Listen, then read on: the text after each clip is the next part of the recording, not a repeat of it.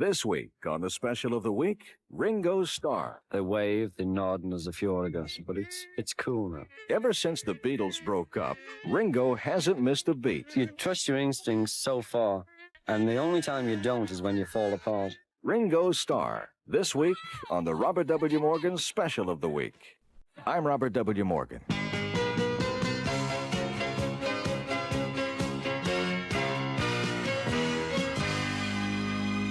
This week on the special of the week, the Beatle everyone believed would be the least likely to succeed, Ringo Starr. As a Beatle, he rarely wrote and seldom sang. But ever since the Fab Four broke up, Ringo hasn't missed a beat. As an actor, he's worked with the likes of Peter Sellers, Mae West, and Richard Burton. And as a recording star, Ringo's sung with Paul McCartney, John Lennon, and George Harrison, who he reunited on the same album. Ringo Starr, it's like an all-star review. This week on the special of the week. I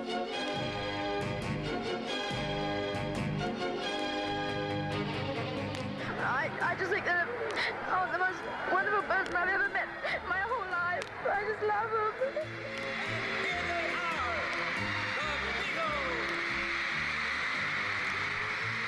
him. It lasted only 8 short years. And then, just as suddenly as it began, the dream was over. Beatlemania became nostalgia. During those 8 years, from 1962 to 1970, the 4 laughable, lovable, mop-top lads from Liverpool changed more than the course of popular music. Not only did they change the way we looked, they also changed the way we all looked at the world and at ourselves. But while the Beatles grew in stature, they grew apart from each other. And finally, inevitably, John, Paul, George, and Ringo set out to accomplish individually what they could no longer do collectively. Although their fans clung to the belief that the Beatles as a whole were greater than the sum of their parts, most people thought that at least 3 of the Beatles would go on to have successful solo careers. For example, John Lennon, the clever Beatle, released a series of introspective albums, dealing with everything from primal scream therapy to, you guessed it, the Beatles. Meanwhile, after a shaky start, Paul McCartney, the cute Beatle, formed one of the biggest supergroups of the 70s, Wings. Because he'd always worked alone as a Beatle, George Harrison, the quiet Beatle, probably had the least problem launching a solo career, thanks to his blend of old-fashioned rock and roll and new-time religion. I'm Robert W. Morgan. This week on the special of the week, the Beatle everyone believed was the least likely to succeed. As a member of the Fab Four, he seldom sang and rarely wrote. And although he gave the Beatles their beat, he wasn't the world's most highly respected drummer. But since the day his old band broke up, he's gone on to have more hit records than any former Beatle, except Paul McCartney. They called him the sad Beatle, but he's smiling now. Ringo Starr. If I'm going to arrive here to be interviewed, I can't come here hating it. I mean, to arrive here hating the whole situation, I might as well stay at home. So if I come here, at least we can talk to each other and try and have a reasonably pleasant time, because we're working together. And you can say anything you like, and so can I, but we're still working, and that must be continuing. Ringo's probably the greatest promoter since Sid Bernstein, the concert promoter who offered the Beatles over $1 million to perform live one more time. The day he visited me, he'd just finished promoting his television special and was launching the promotion for his latest album. Oh, you have to. And if you do anything, you have to promote it, because there's so much out there now.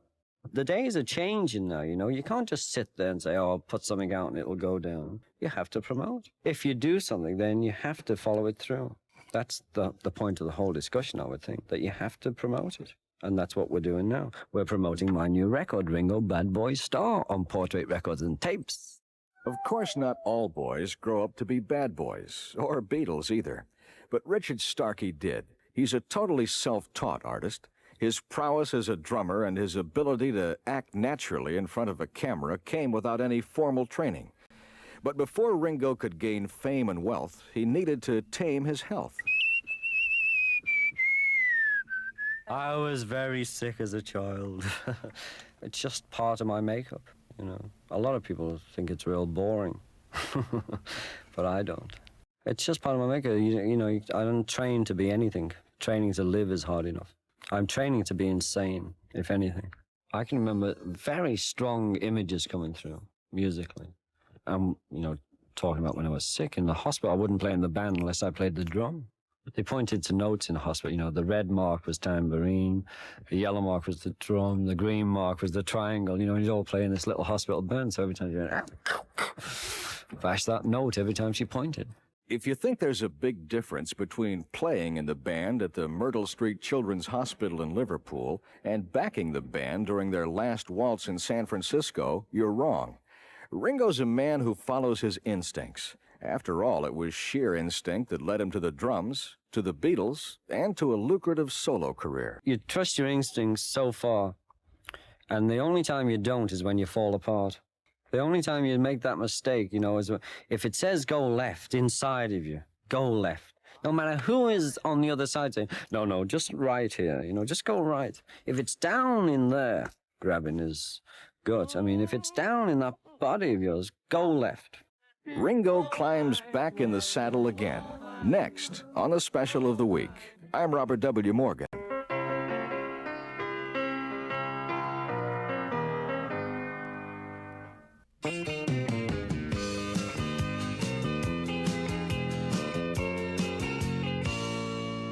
I'm Robert W. Morgan with Ringo Starr on the special of the week. As everyone knows, Ringo was born in Liverpool, a grimy seaport along the River Mersey. Mercifully, Ringo's first musical influence wasn't some salty old English sea shanty. In fact, it was about as English as a taco. Gene Autry, when I was 8, I was in a cinema and Gene Autry put his leg over the horn of a saddle and sang South of the Border with 3 guys behind him, 3 mariachis behind him saying, aye, aye, aye, aye. It was the first one, Gene Autry, South of the Border. Just blew me away as a kid, singing cowboy. South of the border, down Mexico way. That's where I fell in love when the stars above came out to play. And then after that was Johnny Ray. I'm 38, so I've been through all them. Johnny Ray sat on top of the Adelphi Hotel in Liverpool and waved to the crowd. Well, I said, that's for me. That's me up there. And went through the whole turmoil with Johnny Ray. He was eating in a restaurant, and we were looking in the window, kids. And I went through the whole thing. He's eating like a real person, because he was Johnny Ray. Someone pointed out I always call him the Fab Four, not the Beatles. Is he ashamed of it? No, it's just an expression. Self-analysis on the spot. Where were we? In Liverpool, where Ringo had turned his back on a lucrative career as an apprentice fitter to become an apprentice drummer in a skiffle band. But Ringo's scuffling days were few. Before long, he was a member of Rory Storm's group, Liverpool's most turbulent band. But Ringo wasn't satisfied with just any storm in a port.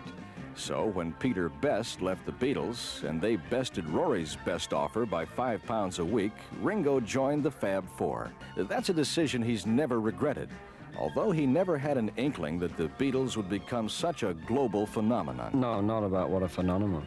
Phenomenon.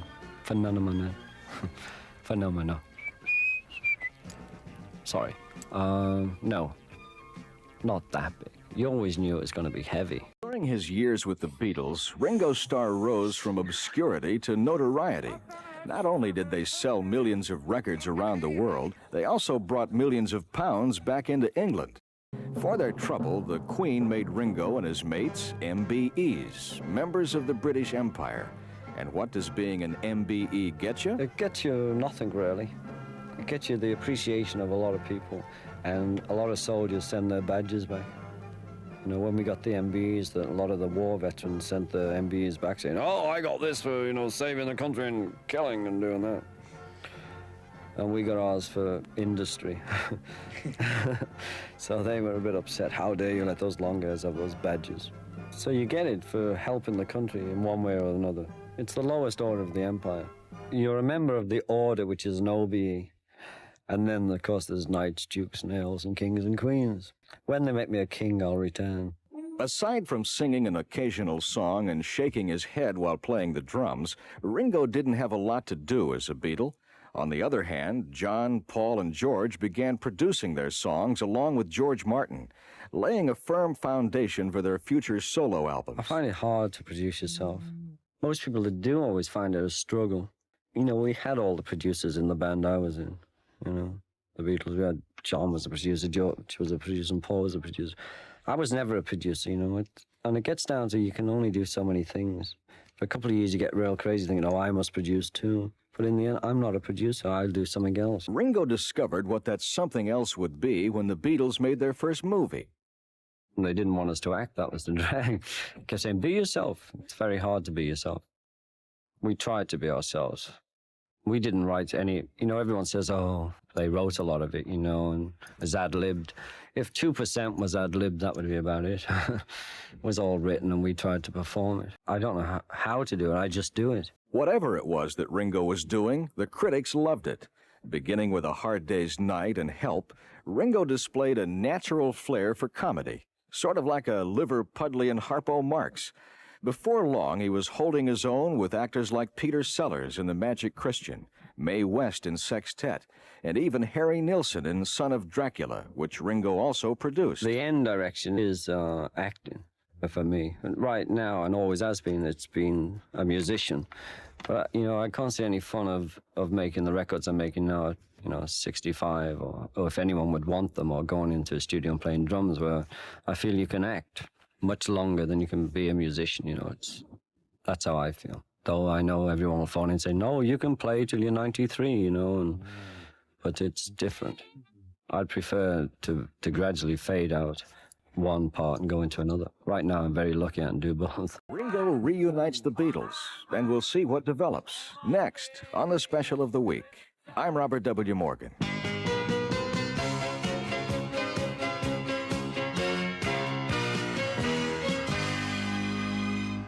When he made his first movie, Ringo wanted to be a star. Now, he just wants to be an actor. Well, I think there's a difference. Before I went into movies, just like put me on the screen, you know, 25 feet tall. If you haven't been on screen, you don't believe how big that is, you know, it's real big. So you just wanted to be some sort of an actor and you get away with anything, a movie star, as it were. Then you get into acting, which is totally different because you're trying to create much more. It's fascinating. I mean, to create a character, you know, or take one of your own and just put him to the front instead of the one you've got now. That's what's exciting. So I wanted to be a movie star, and then I wanted to be an actor. When the Beatles' dream was finally over, nothing was easy for Ringo. Motion picture producers offered him roles tailored more for Ringo's superstar status than his acting ability. But musically, Ringo faced a far greater challenge. While his three Beatle buddies released successful solo albums, Ringo's first two LPs languished on dealers' shelves. Literally, Ringo had beaucoup of blues. You see, the first one always makes the standard, and that's what you fight. People aren't open-minded enough. They always compare. The album Ringo considers his first is really his third, Ringo, produced by superstar record producer Richard Perry. Not only did 3 songs from the album make the top 5 in the music charts, but the 3 other former Beatles joined Ringo on the album. And many people credited Ringo with pulling off a diplomatic coup. You see, I'm friendly with most people. Just a thing, you know, it's just hi. You know, I've always been friendly with everybody. Wasn't being a diplomat. I mean, it only came up late. I mean, it was just natural to life for me. They're my friends. So we came to L.A. Not only that, while I was here, John was here, and I didn't know. George came into town, and so I'm talking to John, sitting there. So, well, have you got any songs? I'm doing an album. So, well, I'll write you one. So George comes into town, you know, so, well, what are you doing? I said, well, I'm making an album. What are you doing? So I'm doing it. Well, have you got any songs? Yeah, I got a song. I'll come down and play. I mean, you know, it just fell into place. It wasn't any major sort of situation then for us. When the album came out, that's when it got big. I mean, just to relate the story so everybody knows, then I phoned Paul. I said, you can't be off this, you know. I got the other 2 now. What have you got? And he said, I've got a song too. But he wouldn't play bass. I'm Robert W. Morgan with Ringo Starr on the Special of the Week.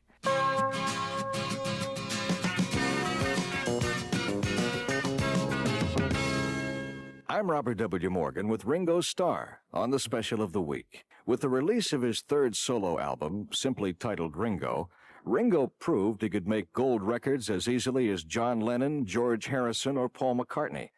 Having all three of them on the album with him didn't hurt either. But record producer Richard Perry says that there's never really been any competition among the four former Beatles. It was easy for them to do it for Ringo rather than anyone else because Ringo was clearly the least gifted as a writer and needed material and posed no threat to any of the others as a record artist. So they were much more anxious and willing to contribute because everyone always loved Ringo and still does.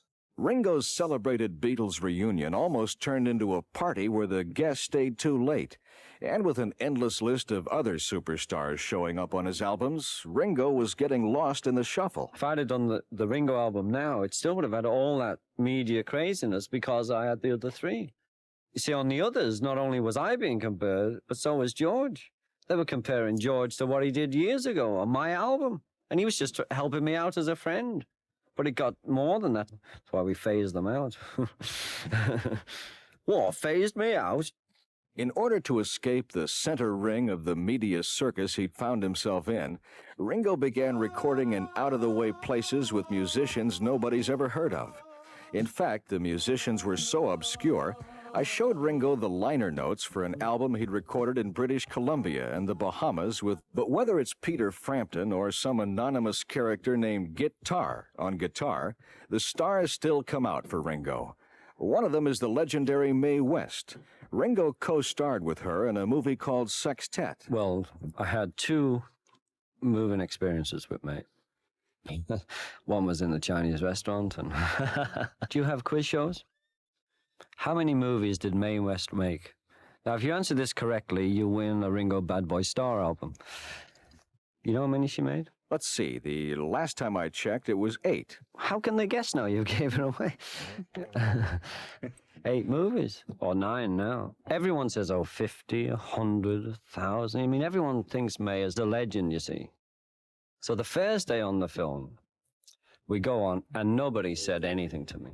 It was Mae, Mae, Mae, because it's Mae's movie, you know. So I got crazy. I mean, no one told me if I was good, bad, or indifferent. It didn't matter, you know. If someone had said, "Oh, that was real terrible, Ring," I'd have enjoyed it because someone would have at least talked to me. But it was all Mae this and Mae that, and you know.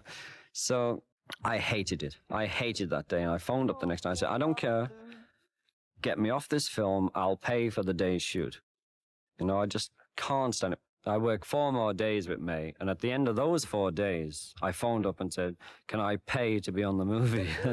Because she is dynamite. She's an amazing woman, most amazing woman. A Day in the Life with Ringo Starr.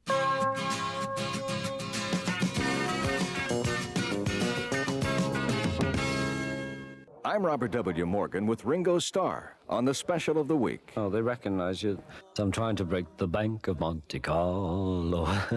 Where a day in the life goes something like this. You see, LA is paradise to me, to have the sun in the day and all the moons at night. The day here, I like to get up about 10, go and sit in the garden, you know, do maybe just some light paperwork or read something, see some friends. Afternoon, have a shower, get yourself together, maybe go into somewhere shopping or doing something, having a look around, maybe calling someone, meeting someone. Home, 6:30, after visiting somewhere for a cocktail. Sit around for a while, get yourself together. Dinner around about 10. The night's free. Whatever goes on. That's about a nice day for me. Ringo Starr's not the kind of man who makes definite plans for the future.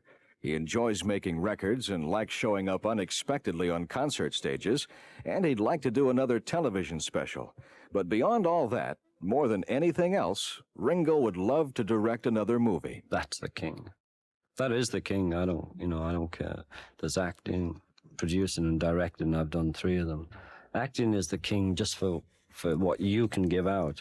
And directing is what you can bring from other people. Ringo's able to bring a lot out from other people. That's because, despite his earlier difficulty establishing himself as an artist in his own right, Ringo's approach to life remains positive. Yes, but it's getting more positive that if it isn't fun, get out. It's the same with factories, you know, I keep going, it's more of an English dialogue. You know, they keep saying, oh, what about all those people in factories? Well, they can leave. And they say, well, they're married. Well, so what? They can all leave, you know. You don't have to be lumbered in a position because you're put there. If you stay there, don't moan about it. And so I'm getting a bit like that lately. They think if you have one of those big houses, you have all the responsibility of that house, and mainly is going out to work every day to pay for it. You know, so, and the staff, and so everything you get, you have to pay for. I'm pruning now. I'm back to the little house on the prairie because, you know, you can't take too much of that. The responsibility of other people just gets crazy. It takes your time away from creating something just by wondering if the cleaning lady's kept happy and she'll be in tomorrow. I don't need that responsibility. We'll find a friend who'll polish the brass. The special of the week on Ringo Starr was written and produced by Alan Daniel Goldblatt. Our director was Lee Hansen, our engineer Stu Jacobs.